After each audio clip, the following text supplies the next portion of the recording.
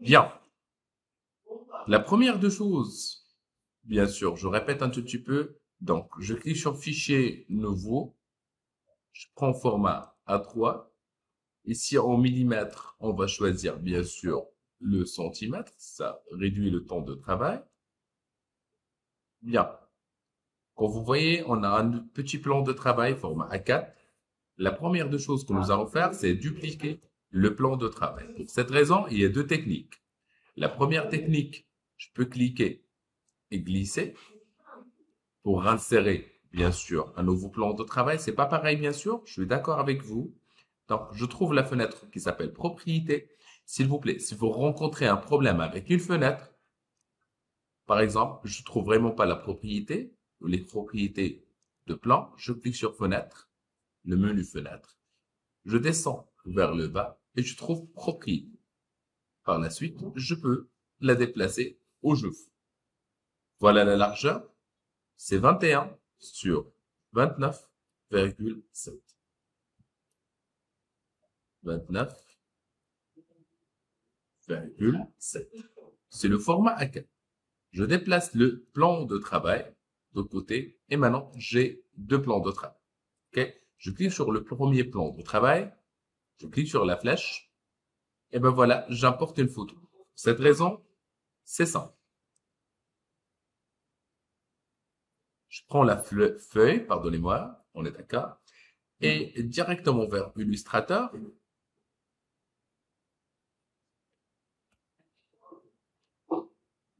directement sur Illustrator.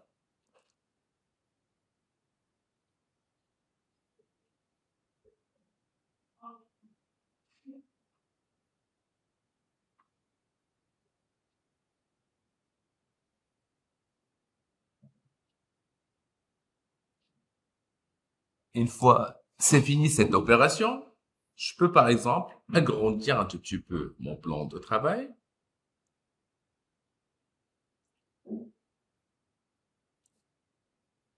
Et je peux aussi verrouiller le plan. Certainement, la dernière fois, on a abordé la question de calque, c'est-à-dire que je peux aussi verrouiller et insérer un autre plan de travail, si vous voulez. OK? Aussi, c'est pratique. Prends la plume, le premier point de départ, un deuxième dans la moitié un tout petit peu de demi-cercle, et je clique sur l'autre. Le premier problème que je rencontre, c'est le fond. Je le désactive. Alt pour changer la direction du poignet. Un point, je clique et je glisse. Je clique et je glisse tout doucement. Je clique et je glisse aussi. Je clique ici, il y a un clic simple et je vais vous dire pourquoi. Parce que je compte vraiment le fait de créer un arrondi. Un clic simple. Un clic simple. Je peux bien sûr créer des arrondis si je veux.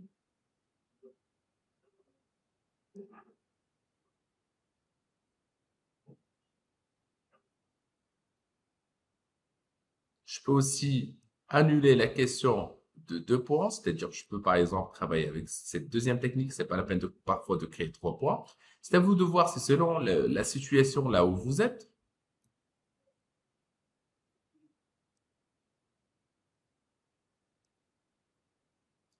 Bien, échappe pour arrêter le switch. Je prends la flèche blanche, je peux cliquer sur ce petit point, comme j'ai déjà dit, et je peux par exemple créer des arrondis. Zoom très très bien. Je sélectionne le point, je crée des arrondis, petit à petit. Bien. J'ai terminé par exemple cette opération, je suis dans le deuxième calque, je peux sélectionner mon objet, je peux cacher aussi le calque principal. Je rajoute une ligne de règle en cliquant sur CTRL R. CTRL R et je rajoute une ligne par rapport à notre référence. Je sélectionne mon objet et par la suite, je cherche ici notre miroir. Miroir, je déplace le curseur dans un point central, Alt et clic. Alt et clic avec un aperçu, horizontal, vertical ou avec un angle. C'est à vous de voir, c'est selon la situation. Je clique ici sur copier. Bien. J'ai maintenant cette information qui est dupliquée. Je clique s'il vous plaît sur le point. Si je veux par exemple faire un déplacement, c'est-à-dire je clique sur là où on a retrouvé notre miroir. Je trouve la rotation ici. La rotation, cette fois, on va pas cliquer sur Alt, je clique juste sur le point ici, comme un point de référence, et je déplace le contenu. Bien. Comme vous savez, ce n'est pas encore une forme fermée. CTRL Y, une deuxième fois. CTRL Y, je trouve que si je donne par exemple un fond, juste pour info, c'est juste un fond spécial. Je prends l'autre. Je suis en mode X, CTRL Y, s'il vous plaît. Je prends l'autre.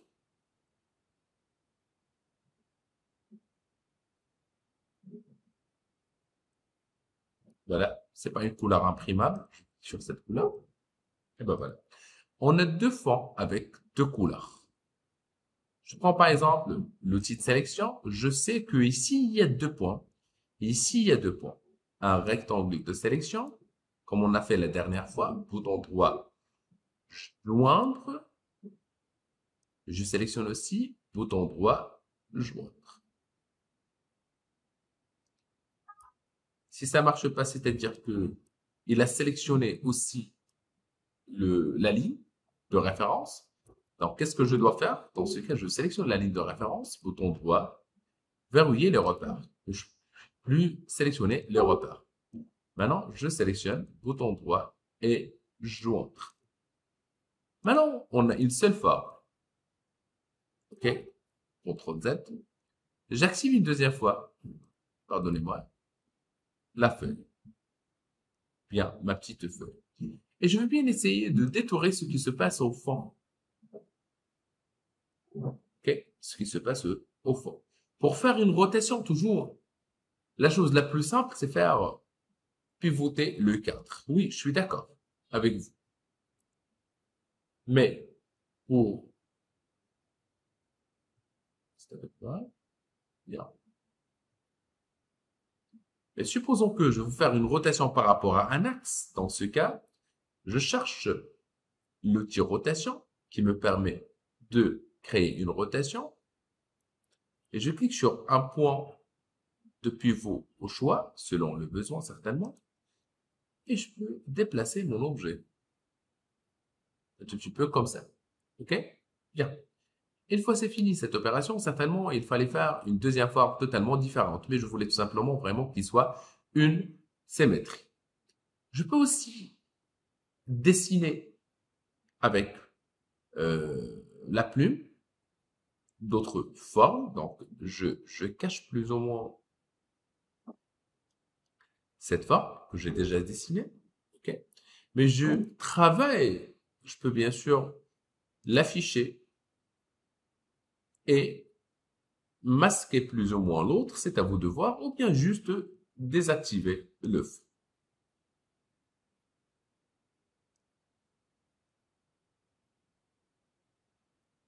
Bien. Par la suite, vous pouvez tout simplement prendre par exemple la plume une deuxième fois et vous dessinez des lignes. Ces lignes, parfois, se forment des fonds. Par exemple, je dis que je veux des fonds.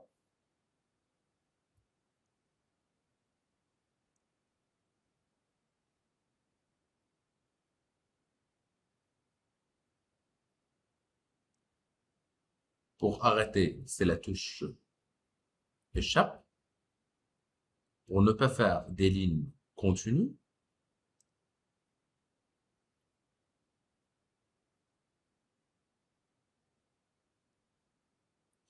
échappe.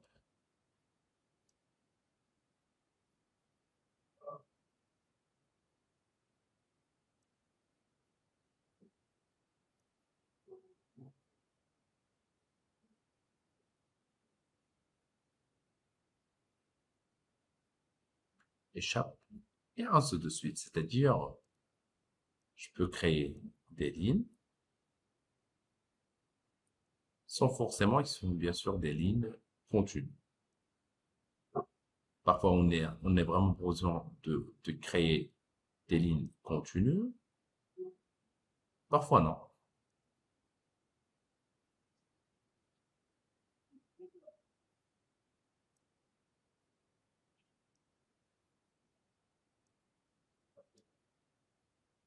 Et ainsi de suite jusqu'à la fin, bien sûr. Et vous pouvez à n'importe quel moment, simplement,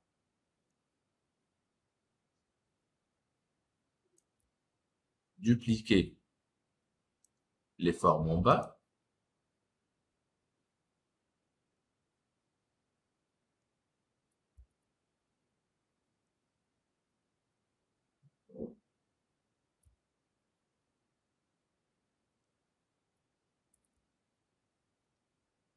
Et je peux, par exemple,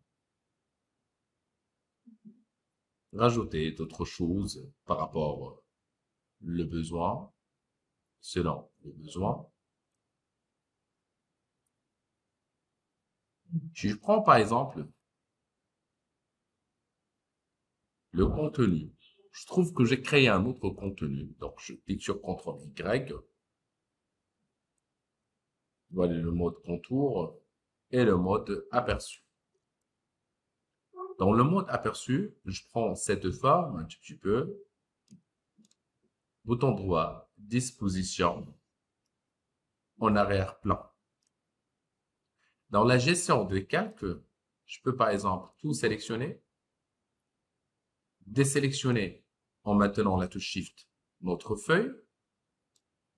Je crée un autre calque et je clique sur le premier bouton ici, cliquez pour sélectionner l'illustration et je le déplace vers l'autre calque. En effet, maintenant, on a même notre dessin dans un autre calque. OK? Provisoire, c'est-à-dire je peux, par exemple, soit cacher, soit verrouiller ma petite feuille. Je suis là, je peux sélectionner, par exemple, mes feuilles, pardonnez-moi, les traits, et je clique sur Fenêtre, Contour. Dans le contour, je peux, par exemple, ajouter plus d'épaisseur. Je peux, par exemple, utiliser ma petite feuille. Attention, le calque est verrouillé. Je vais lui donner, par exemple, une petite couleur foncée, primable de préférence. Okay. Je peux aussi copier le code, CTRL-C, provisoire. Je prends mes traits en double-cliquant sur les traits, CTRL-V, et je peux par exemple utiliser la même couleur. La même couleur ou une couleur foncée, plus proche, ce qui crée un aspect réaliste sur votre travail. Je vous invite, s'il vous plaît, de corriger les erreurs de ligne. Si vous pensez que ça va mieux donner, pardonnez-moi, cette ligne en créant d'autres choses un tout petit peu plus réalistes, parce que parfois il faut faire le détourage, mais parfois, de préférence, de prévu ce que vous voulez faire d'une manière un peu séparée.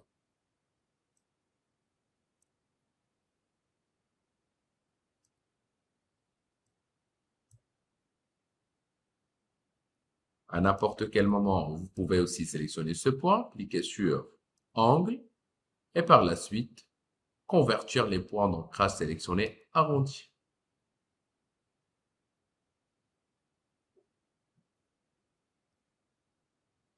Voilà. Ben voilà. Je crée des lignes selon le besoin. Merci de créer quelque chose au choix, sans oublier que nous allons sélectionner notre feuille par la suite et désactiver le contour. OK? Et par la suite, vous pouvez aussi dupliquer le contenu. Je peux sélectionner. Bon, je suis tout à fait d'accord avec vous. La question de calque est vraiment précise par rapport à l'objet ou la duplication. Si je clique sur le bouton droit, je peux aussi faire la transformation miroir, mais je préfère vraiment l'outil miroir ici, dans le même calque, s'il vous plaît, par rapport à ce point-là. Alt, copy, OK. Je peux tout sélectionner. Je peux même jouer sur la question de la transparence. Pour cette raison, je clique sur transparence, le voilà.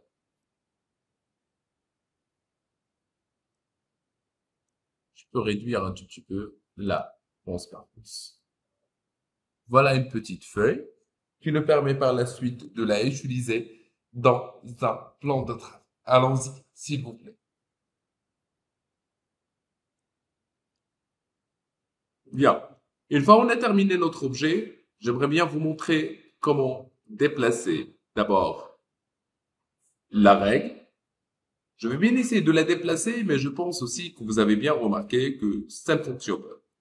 Bah, tout simplement parce que la dernière fois, on a cliqué sur la règle, le bouton droit, et on a verrouillé. Maintenant, je vais la déverrouiller.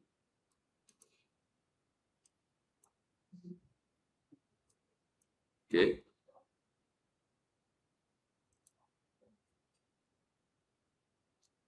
Verrouiller. Ou je peux bien sûr masquer les repères si je veux. Bien.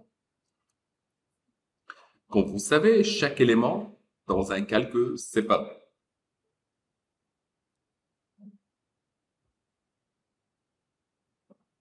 Chaque élément dans un calque séparé. Donc, si je clique par exemple sur le petit calque, je peux par exemple déverrouiller ce petit calque. Bien. Et je peux aussi afficher ou masquer les éléments. Je sélectionne les deux, bouton droit, associer. Associer, ça voulait dire que je viens d'associer l'ensemble de mon travail. Par la suite, ce que je compte vraiment faire, c'est le fait de dupliquer. Dupliquer avec une rotation. C'est quelque chose vraiment de bien. Si je clique par exemple sur mon objet, rotation, maintenant la touche Shift,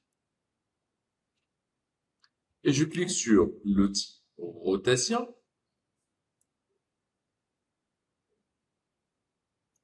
et je maintiens la touche Alt et je clique. Je trouve qu'il y a une nouvelle fenêtre qui apparaît.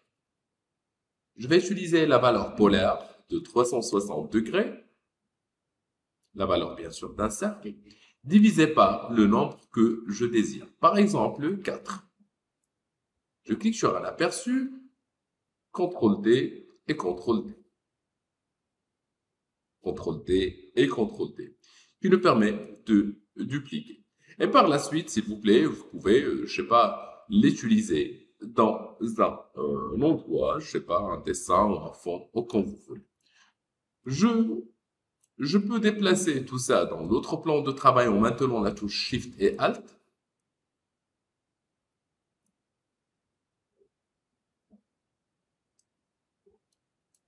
Par exemple.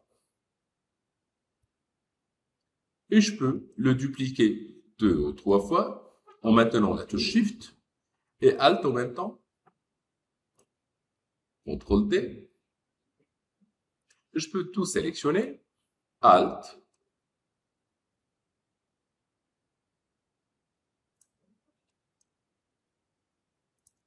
Et ainsi de suite. Je peux par exemple grouper les groupes. Celui-là, CTRL-G comme général. Ou bien, je sélectionne bien sûr les groupes.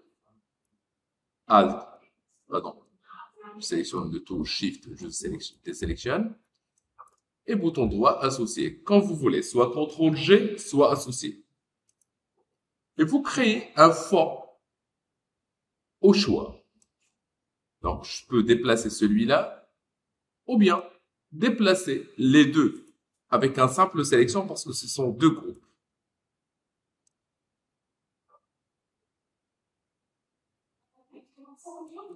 Et je peux par exemple l'utiliser autant que fond dans un écran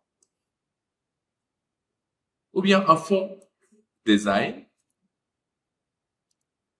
Et je peux par exemple utiliser plus ou moins la même forme, la forme rectangulaire,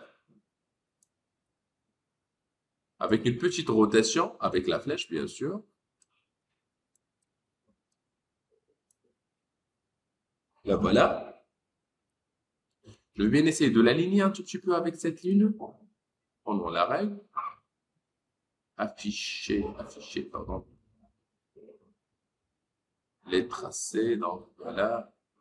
Afficher, les repères.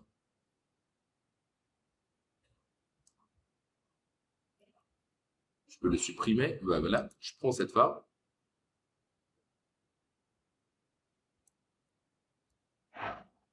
Ben voilà. Je vais importer une autre photo. Allons-y, je vais aller sur Internet, comme d'habitude. Je prends par exemple nature. Je prends cette nature-là. J'espère que je peux enregistrer la photo. À vif, ben non, c'est tout, on ne peut pas. Enregistrer l'image sous. JPEG, oui. Je préfère vraiment qu'il soit dans un plan de travail.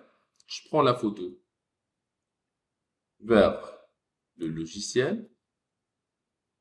Je réduis sa taille en maintenant la touche Shift et Alt. Je déplace la photo en arrière-plan. Je déplace la photo ici, sous-dessous de notre losange. En maintenant toujours la touche Shift si je veux déplacer. Merci de bien garder la photo plus grand un tout petit peu dans l'axe des Y et l'axe des X. En maintenant la touche Shift. Comme ça, non, mais comme ça, oui. Bien, je clique sur la forme de losange et Shift la photo. Bouton droit, créer un masque d'écrêtage. Je répète, bouton droit, créer un masque d'écrêtage. Vous pouvez en même temps sélectionner cette photo. En maintenant la touche Shift pour déplacer un tout petit peu. Vous pouvez la déplacer, la utiliser plusieurs fois si vous voulez. Ok, un tout petit peu. On l'a plusieurs fois. Je le réussis un tout petit peu. Pardonnez-moi, CTRL Z. Je maintiens la touche Alt, s'il vous plaît. Merci. Et ici aussi.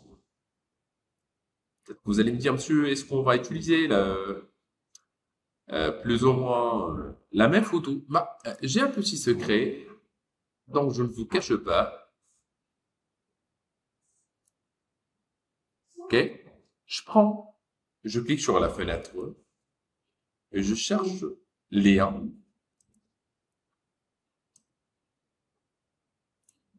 Et je clique sur Internet, je télécharge plus de photos maintenant. Préférence vraiment qu'il soit des photos JPEG toujours. Attention aux avis, c'est déconseillé. Je vais juste enregistrer n'importe quelle photo JPEG. Le bureau, enregistrer l'image dessous, JPEG. Je vous laisse un peu le temps de terminer l'exercice à tête reposée. Entre-temps, l'enregistrement de la vidéo va me demander un peu de temps pour la poster. Je clique maintenant sur cette deuxième photo. Je vais aller directement dans le lien. Je trouve ici rééditer le lien. Pardon, rééditer le lien. Je clique sur une autre photo. Et ben voilà. C'est hyper magique. C'est vite fait. Rééditer le lien. Je prends une autre photo. Je sais pas ce que je l'ai déjà utilisé. Cette photo, bah, c'est pas grave. Je voulais tout simplement vous montrer un peu qu'est-ce qu'on peut faire avec cette technique. J'aimerais bien vous dire que tout ce qui se trouve à l'extérieur de notre trophée sera considéré comme un chute. Donc, bien. Il y a une petite remarque, s'il vous plaît, si vous le faites avec moi. D'abord, il faut garder une bonne distance. Normalement, il faut le faire avec des calculs. Ici, je remarque qu'il y a un petit problème. Super. Qu'est-ce qu'il faut faire? Il faut sélectionner un masque d'écrêtage en double-cliquant sur le masque d'écrêtage. Bien, pourquoi? Parce que par la suite, je peux voir qu'il y a la fa, il y a la photo. Je sélectionne la photo. Shift et je vais agrandir un tout petit peu la photo. Et c'est tout. En double-cliquant, et ben voilà, le problème est résolu. OK? Bien. Vous sélectionnez les autres photos, s'il vous plaît. Et voilà, maintenant, vous avez un design. Si vous comptez, je sais pas, bouton droit dissocié, si vous comptez insérer une photo ici, je prends ce petit groupe, je vais le supprimer, je prends la photo. Et ben voilà. Et je vais la remplacer avec une autre photo. J'espère que ça attire votre attention. On est d'accord? Et je vais arrêter l'enregistrement.